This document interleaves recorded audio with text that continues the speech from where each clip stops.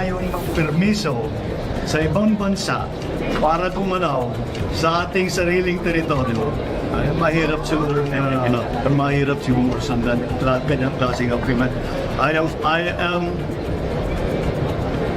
am horrified by the idea that we have compromised through a secret agreement the territory, the sovereignty, and the sovereign rights of the Philippines. Usapan natin ang statement na to ni Bongbong Marcos tungkol sa secret agreement daw ni Duterte noong siya ay Pangulo with China.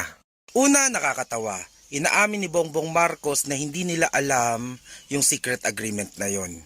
Hindi niya alam, even if siya ang chief architect ng foreign policy ng bansa at siya lang ang alam natin na may full access sa lahat ng information, even confidential information na importante sa ating foreign policy. Bilang Pangulo at bilang chief architect ng ating foreign policy, you have the power and the authority to do a sit-down meeting sa lahat ng mga tao na involved dito at nag-i-implement noong secret agreement na yon. Hindi ka man lang ba nagtaka o nagtanong sa Coast Guard, bakit pag nagre-resupply tayo, hindi tayo nagdadala o patago tayong nagdadala ng construction materials?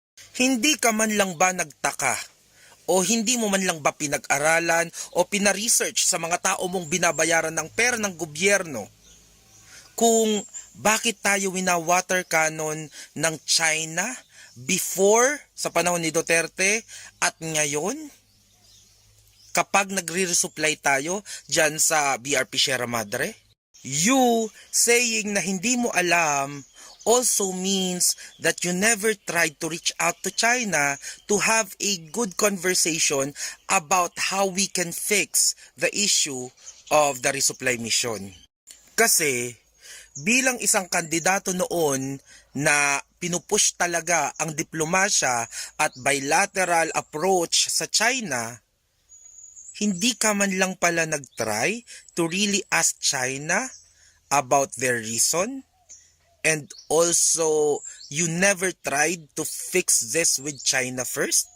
Kasi for sure, kung ginawa mo yun, China will tell you why they are doing this and the other dealings and agreements that they had with the Philippines.